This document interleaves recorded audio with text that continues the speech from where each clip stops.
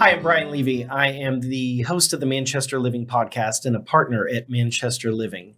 The purpose of the Manchester Living podcast is to help people navigate the complex maze of elder care. There is a lexicon of elder care terms on the website at manchesterlivingpodcast.com.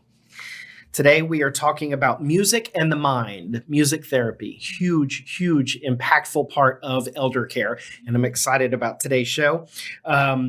First, we're going to get to new and noteworthy.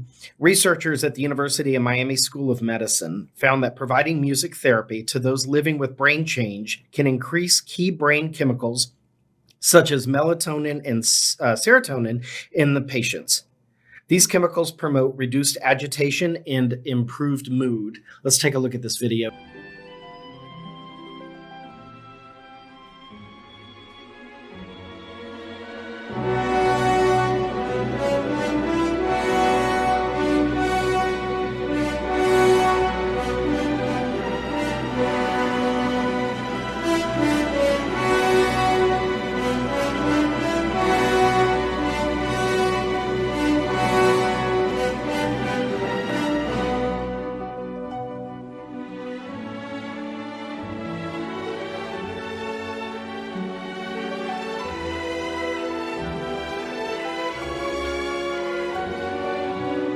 That was just beautiful. So today, let's jump in. I've got on the show a music therapist, Madison Williamson. Thank you for being here.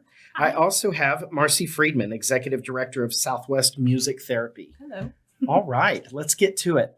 Okay. Madison, who are you and what do you do? I am a music therapist working in the North Dallas area. I do hospice music therapy as well as group and individual visits. And I'm also earning my master's in counseling. Very well. Marcie. Okay. I currently own and operate a private practice called Southwestern Music Therapy. And I currently work with many different populations, from children all the way up to end-of-life hospice care and geriatric populations. Nice. Thank you. All right, let's start with Madison. How did you get into this business and what is your favorite part of this business? Well, I always knew that I wanted music to be a part of my career, and I initially thought that I wanted to do music education. But I heard that music therapy was a viable career option, and I ended up at SMU just down the road and fell in love with it. So that's my story of music therapy. But there's so many things you can do with music therapy. I know, Marcie, you work with several different populations. And I actually thought that I wanted to work in the NICU. I thought I wanted to work with young children and infants. But then I did a practicum rotation at Faith Presbyterian Hospice. I ended up doing my internship there. I just fell in love with working with older adults and especially with the hospice philosophy. That's great. Marcie? Yes. So why did I get into music therapy to begin with? Well, I actually studied voice and I did a lot of music theater and opera study. And I wanted to do more with it than just be entertaining or an entertainer or being part of shows. And it was fine that way because I was giving back to the public, but I wanted something more intrinsic and more meaningful. And so kind of stems back a little bit to childhood when I was about 5. I had kind of gravitated to seniors, gravitated to children with certain special needs. And it was something that just intrinsically I had some sort of emotional connection with.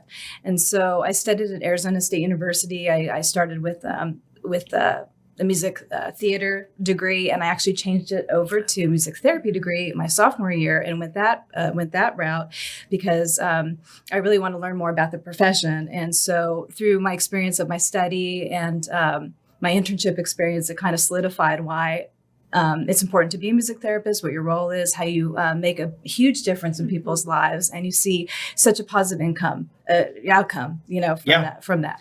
I actually interned in St. Louis. I interned at the Truman Restorative Center in St. Louis, and I worked with Jerry Psych. So it was more of a psych geriatric population. And we also had a lot of individuals that were post-operative.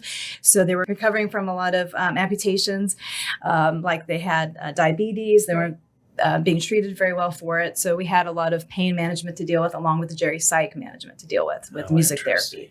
So yes, I had a different type of experience, with dealing with that too. How does music therapy differ from all other kind of therapies? Okay, sure. It actually helps. It actually taps into both areas of the brain, and so both areas of your brain actually are being stimulated. As you know, and so you have different outcomes that come out of it, where you might not see it in physical therapy, occupational therapy, or speech therapy. And so, like the question was, why am I working with an individual that's nonverbal, but then during music, all of a sudden they're starting to sing or they're engaging. Maybe a speech pathologist or a talk therapist wouldn't be able to see that outcome, but through music, they're able to somehow have that type of response, to that stimuli. Yeah. Right. And especially working in the hospice setting, I think it's important to note that your patients that you get in hospice care may not be able to respond externally in a way we can see to a social work visit or a chaplain visit. That does not mean That doesn't mean they're not getting benefit out of those visits, but it does mean that a music therapist can provide a way for them to interact meaningfully, even if they can't talk or respond verbally. Sometimes those nonverbal patients will sing along, sometimes they don't, but they still make eye contact with you. They're still oriented to you, which is a big deal for someone who is not usually oriented to what's going on around them. And it provides attentive and supportive presence that is really hard to come by when you are in the late stages of dementia. People often walk right by you. You'll see it in several assisted livings. Let me go to the next question. Music therapy can help people with brain change explore their emotions and relax. Can it also trigger them in a negative way?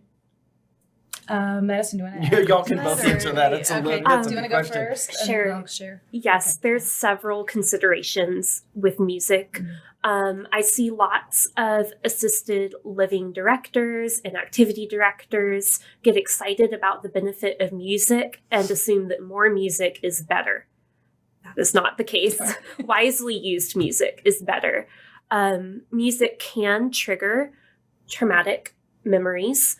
For people who were substance abusing, it can trigger cravings. And even at a lower level than the triggering of traumatic memories, it can be detrimental to their daily life. So if anyone has been in an assisted living before, this scene will be familiar. You walk in, there is music playing on the speakers, there's 2 TVs playing, there's alarms going off. And me, as someone who does not have a degenerative neurological disease, who does not have sensory processing issues, I'm overstimulated. Right. I want to turn around and walk out because there's so much noise. I'm having trouble concentrating, listening to what's going on around me, and maybe even following directions. And so we wonder why everyone's anxious all the time. There's too much noise going on. You need more of a Zen atmosphere rather than chaos. Well, and even the wise use of music. So even if there's music playing, if they can't benefit from it, if they can't hear it and concentrate on it, you're not going to get the benefit. So a wise use of music might be when we play the music on the speakers, we don't have TVs on. Right. We do it for maybe 20 minutes and then we cut the music off, because if music's going all day, it's too much and you lose the benefit because it becomes background noise. Yeah. What do you have to add, Marcie? Exactly. And I've been in assisted livings before, so I know I've been into kind of utter chaotic, high anxiety type of situations. And usually I'll just be very kind to say, hey, we'll either take this individual maybe to another area where it's a little quieter. Maybe if it's a nice day outside, we'll go outside and for an environmental change. And I've seen that happen too, where they just a breath of fresh air, if they're able to, if they're not bedbound and they're able to be rolled outside or do an outside session. It's a beautiful spring day. It'll probably help calm them a little bit more and put them more of a relaxation state if we're doing some nice, pretty music. Again, like you said, like maybe 20 minutes max, keep it short, and then just watch the agitation moods of the client or patient. Yeah. And then we'll have them come back inside.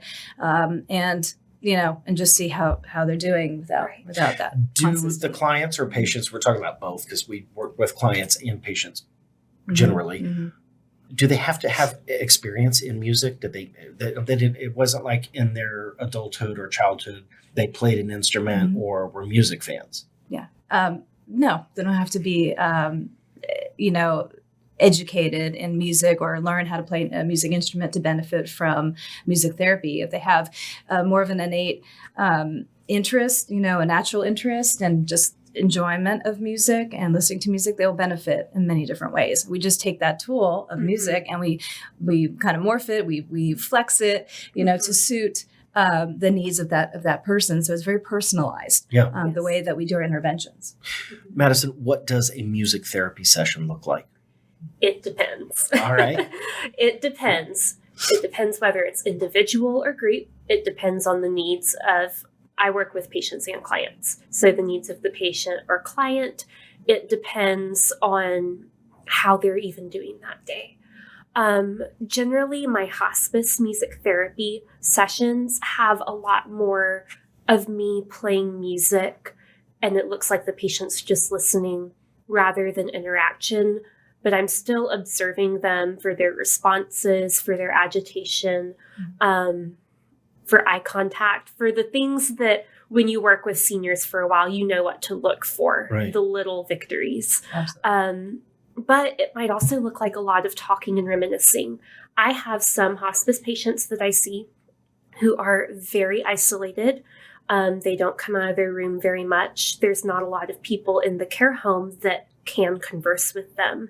And so our visits are mostly talking and music discussion. I might play a song or two, and we use that as a springboard to discuss and reminisce.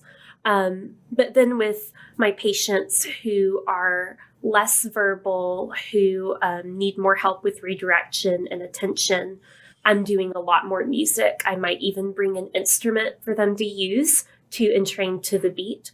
Because that has been shown to be very relaxing physiologically when you're entrained to a beat. So I have these jingle bell bracelets that are very popular. They are my most popular instrument in my little bag of instruments. And even just shaking that, it doesn't seem like much, but it has you keeping the beat. It has you entrained to what's going on around you. And now, instead of just playing at someone and performing, we're having an experience together. We're both entrained to this beat. We're making eye contact, and it's a social connection and experience, because at the end of the day, music is a social phenomenon. And so that's why it is so impactful, and that's why it's such a great therapeutic medium.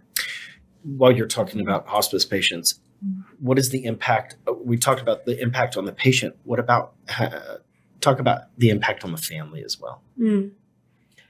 It is so difficult to have a family member on hospice. And even as hospice professionals, you don't know what it's like until you have a family member in that position. Family members often feel a lot of guilt and shame if they need their loved one to be in a care home or assisted living. And there is not guilt and shame in that, but family members often carry that burden. And having someone else, just even one more person on the care team who gives them a call and says, "Hey, I visited mom today. She was a little drowsy, but she opened her eyes and looked at me several times." That's very comforting. It's comforting to them to have more eyes on their loved one. It's comforting to them to know that their loved one's quality of life and preferences are being honored. Not just the basic care needs, but above and beyond. Their care team remembers that they are human, that they have preferences, and that they need meaningful connection. Family members also participate in music therapy. I've had several hospice patients where I'm really there for the family. So I had one precious couple I saw that we would do music, the three of us in their front living room. He would kind of go wander off, and then for the next hour I would talk to his wife and just give her a space to process the emotions that come with grief.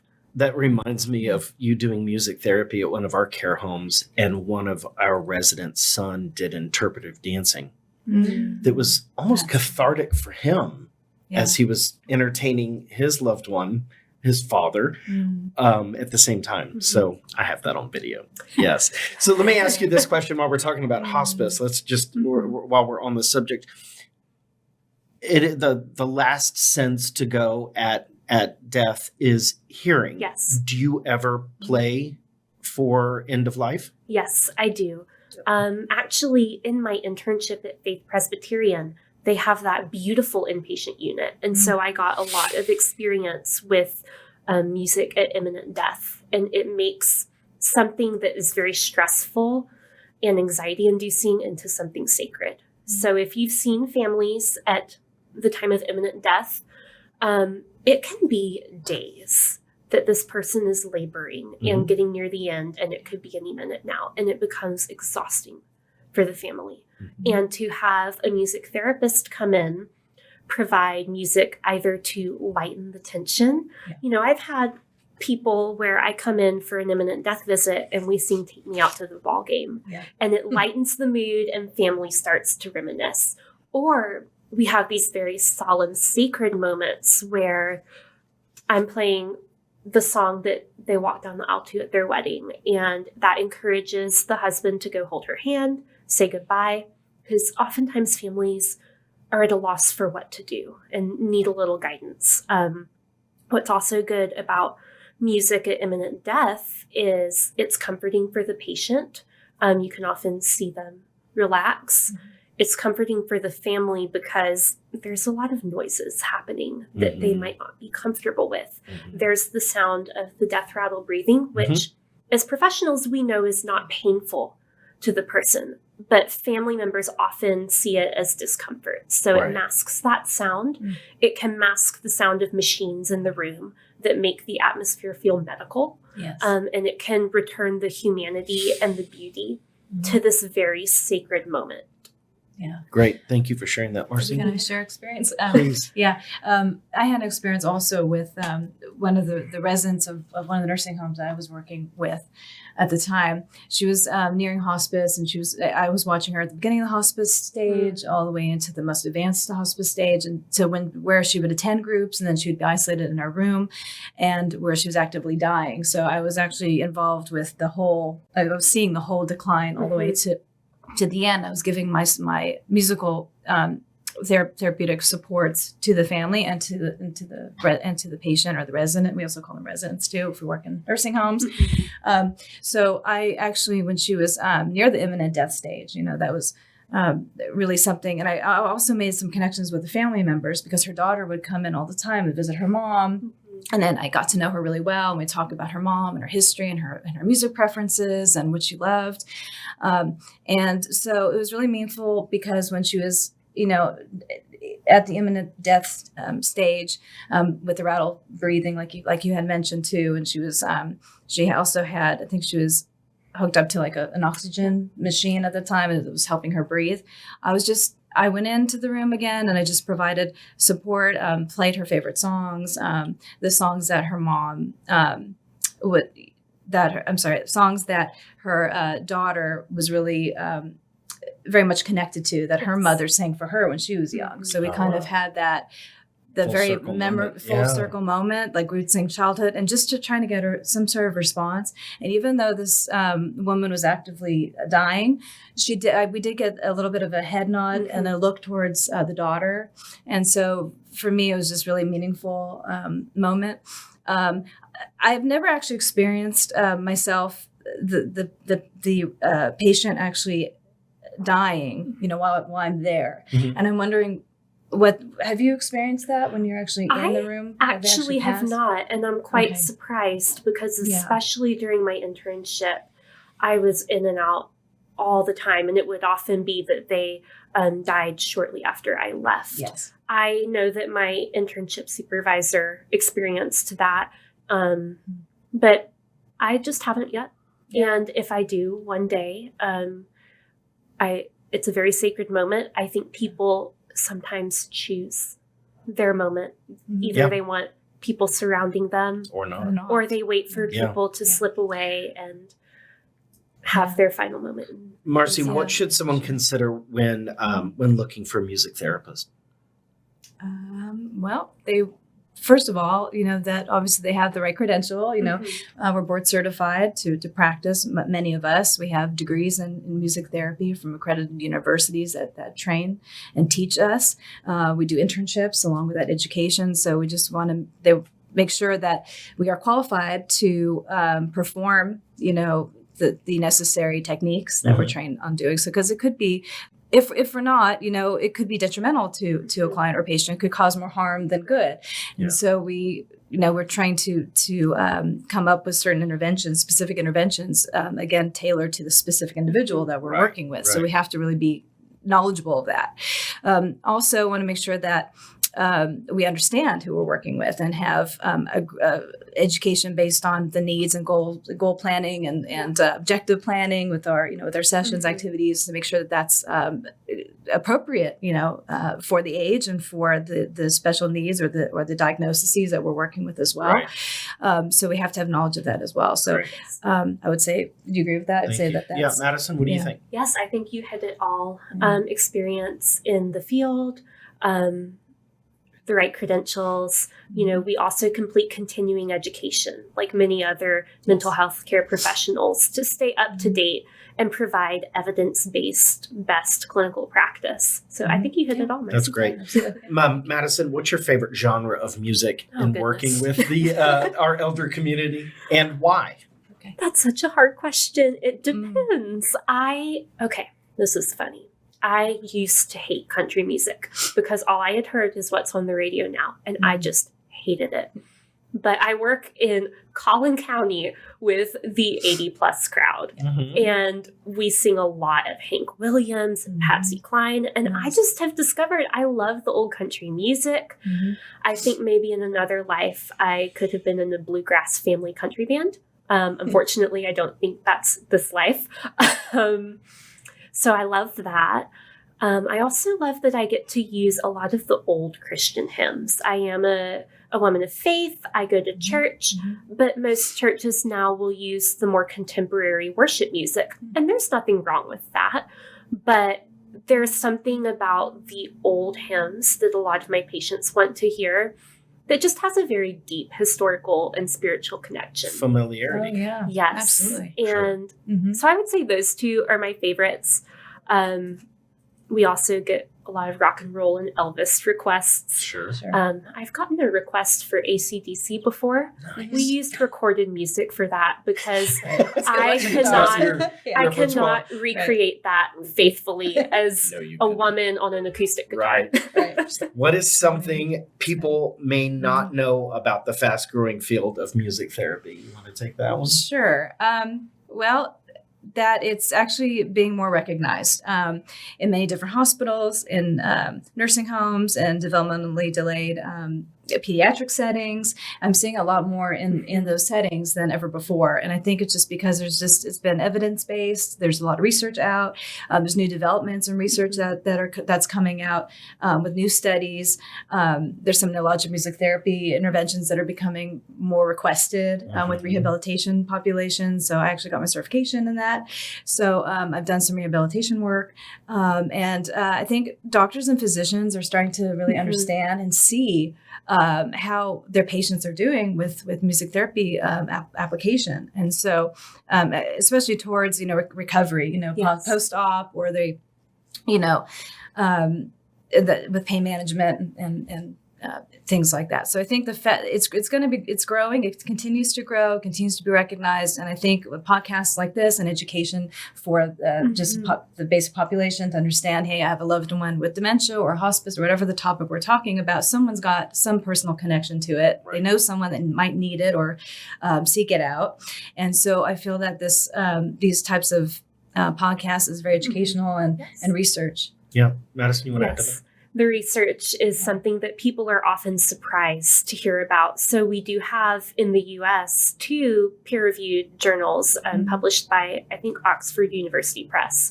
And there are several journals globally that publish peer-reviewed research on music therapy. And our research is also published in psychology and counseling journals. I mentioned I'm earning my master's in counseling, and I've noticed that a lot more people are interested in expressive arts interventions. And I think music and art therapists have a lot to add to that conversation. And I love research. I'm kind of a nerd, so I love to see all the new things come out, and I love to learn about them. Very nice. That's really neat. So let's shift gears for a second. I am fascinated by nonverbal residents singing along when there's music therapy. How does that happen? Why does that happen? It is a beautiful thing. Madison? I'm going to defer to Marcie Okay, for Marcie. the first part of that answer. Okay, so through my experiences of actually having nonverbal residents and, having them actually hum or sing even a word to a song, like, and the family that's present there, sometimes we have family members that are present to come in and listen, they're like astounded, like how could they say that one word, or they never spoke for 7 years or whatever, how do you do it? It's not magic, Right. it just depends on, there might be like part of their brain where the memory is stored. There could be like a part of it that's actually stimulated by a rhythm or a melody or a tone or something that it produces that reaction. So it might not be, again, like, you might get that response in a music setting with a familiar song. Like sometimes we'll sing a song that they really have from childhood. Usually we'll use something that's more of a long-term memory storage. And we'll try and get a response that way with the verbal response and leave out a specific word. And sometimes I've seen it like where we prompt them and they'll actually say the word. And that's really a magnificent encounter, and something that's very memorable, that we're able to stimulate a little bit of that long-term memory area with a familiar song or something to prompt them with it. So I think that music has a way again of creating neural pathways, in the brain that compensate for that help with the ones that are compensated, the neural pathways that are compensated and that are damaged. And so that's why, again, we have these responses that come out that might not see in a traditional type of therapy. Right. I wanted to defer to you for the first part of that because I know you have the neurologic music therapy training. Yeah. I like to liken it to something that a lot of senior care professionals will notice with someone who is having issues with verbal expression. You'll see it's easier for them to answer, "How are you?" "I'm good."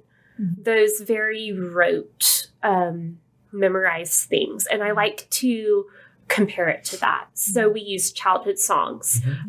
We use, if I know someone has gone to church every Sunday for their entire life, I will use things like Amazing Grace, things I know that they know. Right. Yeah. And the more popular verses of that. I actually have a funny story related to this. So I had this patient I was treating. She was a woman in the mid stages of dementia, mid to late stages, and she would still speak. It would be a lot of effort for her to get a couple words out. But you could tell she had this wicked sense of humor. And she would sing along. She would get a couple words in. And I was using this phenomenon as a cognitive game on the 4th of July week. So I had this Name That Tune game. And what you'll see, if you play the song without the words, they'll hum along. They won't know the words or the title. And so I would say, okay, what's the title? And then I would give, "You're a grand old," right? It's flag, right? She goes, "Woman." And so warming up, I mean, we all cracked up. I can still picture it so vividly. Warming her up that way to get those neural pathways working was just, it was what she needed to get that response out. And like you were saying, rhythm, motor, speech, it's all connected in music, emotion. And the more parts of your brain that you have connecting with something, the more pieces there are to pull in with your memory. Exactly. And I see that. That's why, a personal connection with someone that you're working with and knowing them very well about, what the preferences are, their long-term memory connections.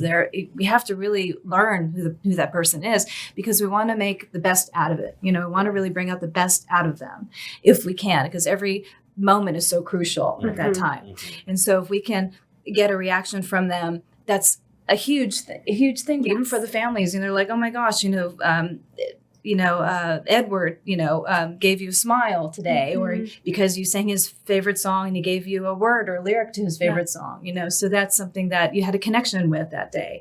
And that the families will take that home with them for a long period of time and say, you know what, music was so impactful. Mhm. We're seeing a little bit of a positive emotional response when he was so agitated a few hours ago. You made a huge difference. I mean, it is a huge difference. Like little things are such a huge difference at that time. Yes, Yeah. absolutely. It is the little things. Yes. Madison, what haven't I asked you that I should? Why I'm so passionate about hospice and senior care. Mhm. As I started to learn more about hospice care and build relationships with my patients, I noticed that we often forget that people have preferences when they become older and when they have dementia. And in what I do, I go into lots of different care homes and assisted livings. Some of them are excellent at providing individualized care, like Mhm. your homes. I consistently see that, Yeah. which is why I That's like working fantastic. with Thank you. Yeah. Um, Fantastic. But there are a lot of systemic issues in our healthcare system, and especially for our seniors, as we just have more and more people needing that kind of care. We are not paying the CNAs enough. We are not staffing appropriately in a lot of these assisted livings. Yeah. And so what I see is, someone has a preference that you or I would be pretty upset if that preference wasn't honored. Mhm. They don't want black coffee in the morning. They would like cream and sugar in it. I will not drink black coffee, Right. but I drink coffee every single morning. And it seems so inconsequential when you're in a healthcare setting, but it's really about dignity. And so that's why I'm so passionate about providing music therapy in these settings, is it honors the dignity and humanity that is still there. Lots of people tend to, if not cognitively forget, I guess in the procedural day-to-day, they forget that people who are living with dementia are still human and they still have dignity. They still need autonomy as much as they can have it. They still need human connection. And music therapy provides a way to do that, even if we can't be verbal. Mhm. Beautiful. Thank you. That's beautiful. What haven't I asked you that I should? Probably about what it's like to work with, again, like agitated seniors in a group setting. Mhm. I've been able successfully actually to help lessen the agitation. I had actually a personal experience with a patient I was working with during my internship in St. Louis, and we called her. Well, she was called Screaming Mary because what happened was with her, she had one of her children had died traumatically, and so it was a very traumatic experience for her, and she kind of she wailed. That's the way that she was mourning the death of the child. And I learned about that past experience that she had. And as she was aging and got more sick and had to be in the hospital setting, she had more dementia. She was getting more into the Alzheimer's and more severe Alzheimer's. And so she was kind of stuck in that trauma loop. So she was wailing and screaming 24/7. Like in her sleep, not sleeping, very agitated, confined to a wheelchair. And she was Italian American. So she had family from Italy, and I was learning more about her. And I was kind of interested to see how, we'd take her out into a group and she'd sit in the group, but she'd still wail and scream throughout all the activities and singing. So it wasn't really helping her that way. So I decided to do room visits with her on an individual basis and could find out, first of all, how can we lessen this agitation? Yes. What can we use musically that's going to help her reduce her anxiety, get out of this traumatic loop that she's stuck in? Because it's not helping. It was causing agitation with the residents and patients. They're yelling at her to be quiet. They're getting agitated. It's not helping the staff as well. And so for me, I was like, maybe I can help her. I can do something. So I learned that she liked opera. And she loved Italian opera, and she loved different types of opera. And so at the time I was studying opera, I was singing, I was doing stuff. And I said, you know what? I'm going to go in, just going to sing an aria for her. So I sang Voi che sapete, you know, Voi che sapete, che cosa amor. And I sang it for her. And her whole face, she went silent. She listened to me. And she started singing with me. Wow. The same exact dynamic that I was using. So we started at a forte dynamic, which is a very loud dynamic, and because I was matching her screaming level. And then all of a sudden I started to do a pianissimo, more softer level of singing to see if she would follow my dynamic, and she did. She started. This was after it wasn't immediate. Okay, this was like days of working with her, trying to really help her, you know, and we had that connection, the opera connection. And so it was Marcie, opera, you know, and I want Marcie. So she would ask for me to come and, you know, in her agitated moments of screaming, I would be there and I would just sing opera with her and she'd sing opera with me. And she actually had a really pretty voice because I think she used to sing and learn she liked singing. So we had that connection, and I think it helped lessen her agitation over time. I noticed less screaming. The nurses were saying, hey, you know, she's screaming. Mary's now singing Mary. She's singing instead of screaming, and it's great for the residents, and there's less agitation in the groups, and this is wonderful. And we made a connection, which was so That's beautiful. beautiful. Thank you. You have a beautiful voice, by Yeah, the way. thank you. All right, we're going to roll into the nugget portion of this episode. Okay. A musician friend sent me this, and it was pretty impactful. Sometimes it takes only one song to bring back 1,000 memories. Although our elder community may have no short-term memory, they can remember childhood and songs from a long time ago. So Yes, that's definitely. the connection. All right, let's roll into the lightning round. This is an opportunity for viewers to get to know you. Sure. One-word answers. One-word One-word answers. answers. All right, let's roll. Okay. We're going to start with Madison. We'll roll over to Marcie. Okay. Where were you born and raised? Houston, Texas. Where were you born and raised? Raleigh, North Carolina.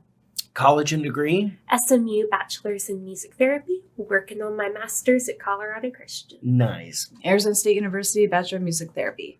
What instruments do you play? Piano, guitar, voice lessons. I can use my ukulele if I need to. All right. What instruments do you play? Guitar, piano, small percussion, voice. Still in touch with childhood friends? Yes. Still in touch with childhood friends? Yes. Spicy food or plain Jane? In the middle. Yeah, I'm in the middle too. All right. Call or text? Call. Call and text, both. Ever broken a bone? Yes. Oh, No, luckily not. no bones. Favorite ice cream flavor? Mint chip. Oh, mine too. I love mint chip. Can you change a tire? No, No. I can't either. Android or Apple? Apple. Apple. Are you sentimental? Yes, very I know much you so. are. Yes. You are for sure. Yes. Karaoke, yes or no? Oh, No. yes. Yes. All right. Wow. Favorite band? Taylor Swift. Okay, Maroon 5. Nice. Favorite song? Crazy Patsy Cline. Favorite song? Rolling in the Deep. There you go. I love it. Great answers. Thank you both for being here and Thank sharing you your so much. expertise. This Absolutely. was Thanks a for very, having us. very informative episode. This So I is so much appreciate fun. that. You can see this episode or all past episodes on manchesterlivingpodcast.com, YouTube, Facebook, or wherever you get your social media. If there's ever anything I can do for you, don't hesitate to call me directly. In closing, we're going to have Madison play us a song to roll us out of here. Well, we talked a lot about memory and sentimentality, so I thought I'd finish us with Sentimental Journey. Gonna take a sentimental journey. Gonna set my heart at ease.